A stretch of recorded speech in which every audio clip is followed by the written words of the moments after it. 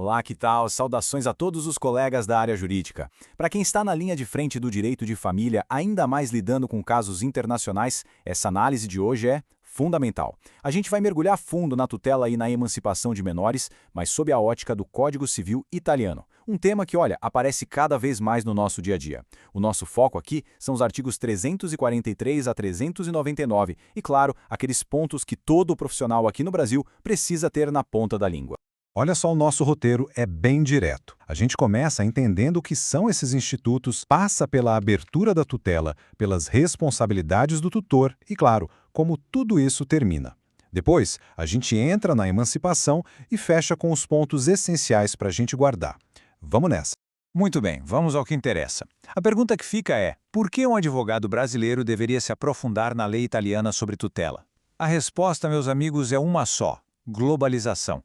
Casos de dupla cidadania, famílias morando em países diferentes, isso já é a nossa realidade. Então, entender essas regras não é só um exercício acadêmico de direito comparado, não. É uma necessidade prática para ontem. Então, vamos começar do começo, o pontapé inicial de tudo, a abertura da tutela. Como é que esse mecanismo de proteção é acionado lá na Itália?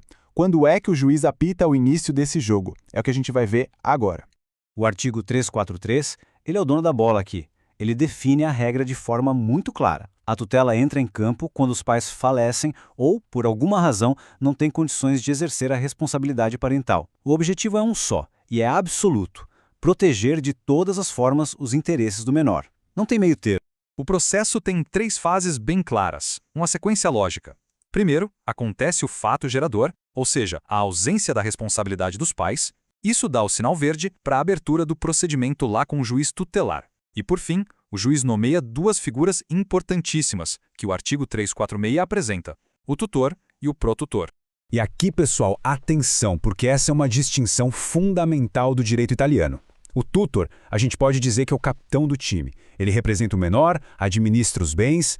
Já o protutor, ele é tipo um fiscal de linha, uma salvaguarda. Ele atua se houver conflito de interesse e fiscaliza o trabalho do tutor. É um sistema de freios e contrapesos, sabe? Uma figura de controle que a gente não tem de forma igual e obrigatória aqui no Brasil. Bem interessante. Certo. Agora que a gente já entendeu como a tutela começa e quem são os jogadores em campo, vamos ver como a partida se desenrola. Quais são os poderes e, principalmente, os deveres do tutor no dia a dia. O artigo 357 define as funções básicas: cuidar da pessoa, representar e administrar. Mas olha, um ponto que chama atenção na prática está no artigo 362. O tutor tem um prazo curtíssimo, rigoroso, de apenas 10 dias para dar início ao inventário dos bens. É um detalhe que mostra o quanto a lei italiana leva a sério a proteção do patrimônio. E essa citação aqui, ela resume o espírito da coisa. O artigo 380 diz que o tutor deve agir com a diligência de um bom pai de família. Essa é uma expressão que nós aqui no Brasil conhecemos bem, não é? Mas lá isso significa um dever de cuidado elevadíssimo. Qualquer deslize, qualquer dano por negligência gera responsabilidade pessoal. O encargo é muito sério. Agora, um detalhe que sempre causa uma certa surpresa. De acordo com o artigo 379, a tutela é, em regra, gratuita. É isso mesmo, é vista como um dever cívico, um munus público. Claro, a lei abre uma exceção. O juiz pode fixar uma remuneração justa se o patrimônio for muito grande ou a administração for muito complexa.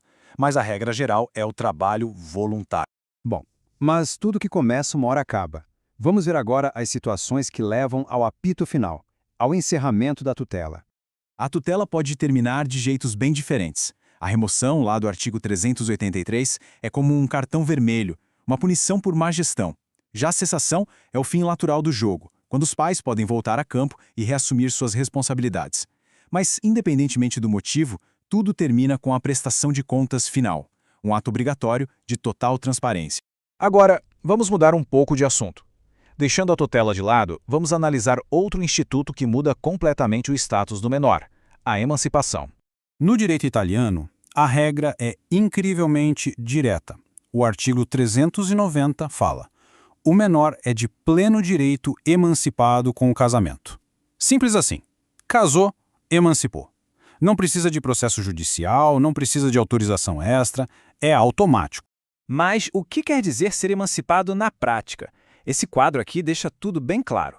O menor sob tutela é totalmente representado, não faz nada sozinho. Já o emancipado, não. Ele pode praticar os atos do dia a dia de administração ordinária por conta própria. Para coisas mais complexas, como vender um imóvel, aí ele precisa da assistência de um curador. E olha que interessante, com a autorização do juiz, ele pode até abrir uma empresa, algo que o menor tutelado nem sonha em fazer. Agora, atenção, muita atenção aqui, porque essa informação é crucial. É uma mudança de regra no meio do jogo.